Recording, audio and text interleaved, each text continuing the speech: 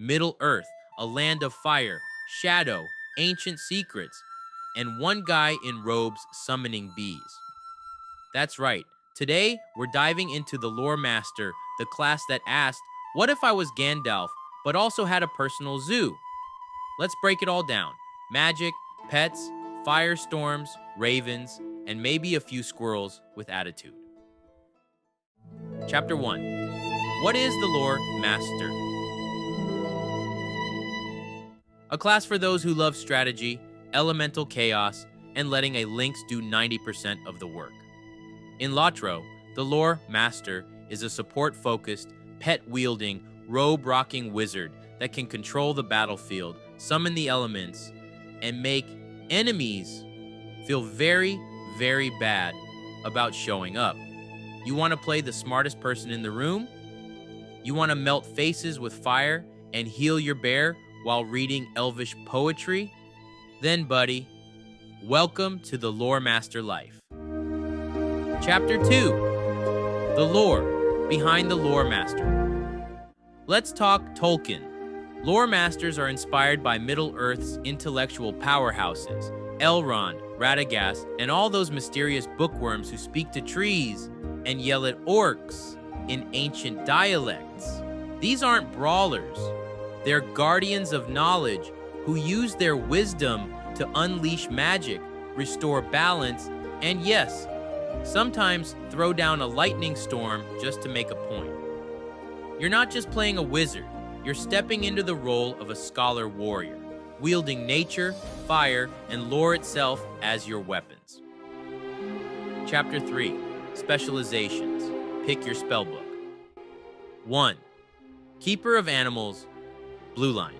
This is the classic, I brought a bear to a Nazgul fight build. You focus on pet synergy, buffing your animal companion, keeping them alive and letting them do the dirty work while you stay back looking fancy.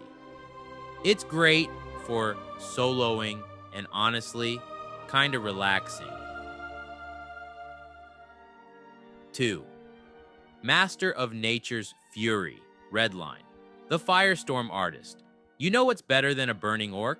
3 burning orcs. Red Line is your high DPS, elemental nuker spec. Fire dotees, lightning AoEs, nature-themed chaos. You're a walking natural disaster in a bathrobe. 3. The Ancient Master, Yellow Line, the Battlefield Tactician. This is the big brain build. You control the fight, lock down enemies, and make the boss feel like he forgot how to fight. Massive debuffs, crowd control, tactical nightmare for the enemy team. You won't top damage meters, but you will be the reason your raid survives. Chapter 4. Pros and cons of the Lore Master. Pros: can do multiple roles. You want a buff team? You can. You want to do damage? You can. You want to off-heal? You can. Top-tier crowd control. Dazes, roots, stuns. You keep mobs frozen in place while your team cleans house. Elemental destruction. Red Line lets you turn orcs into BBQ. Pets that slap. Blue Line pets can tank, deal damage, and look adorable doing it. Amazing group utility, power returns, heals, debuffs, buffs. Everyone wants a Lore Master in their group. Great solo class, especially in blue. Your pet does the work, you just manage the chaos. A plus lore vibes. You literally fight with wisdom. Gandalf would be proud. Cons. A little softer than a Lembas loaf. Light armor means bad positioning, immediate regret. Power management. You'll go from god to out of mana wizard real fast if you spam. It's not that important as it used to be, but it's still there. Pet AI shenanigans. Your bear might pull a camp. Your raven might disappear mid-fight. It's part of the experience. It doesn't bug out often, but it can happen. Skill complexity.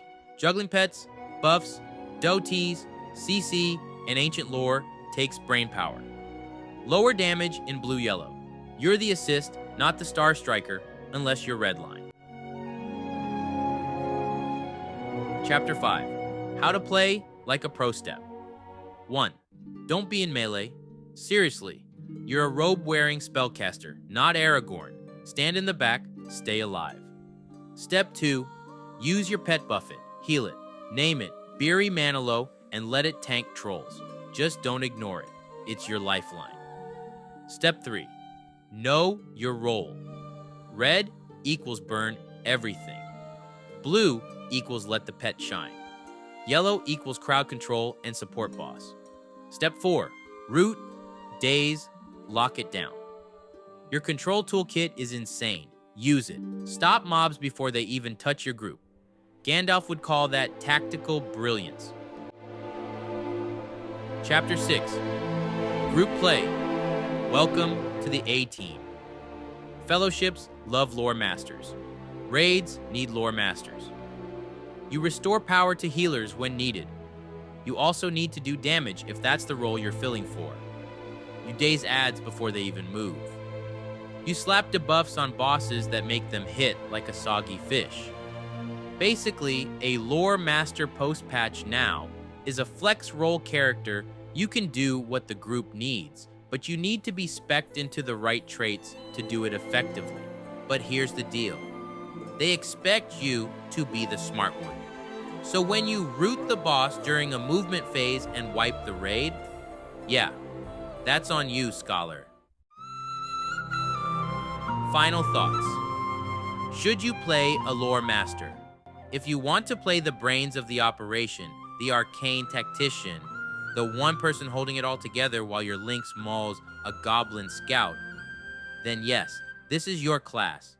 Loremaster is deep, flexible, powerful, and yeah, sometimes a bit weird.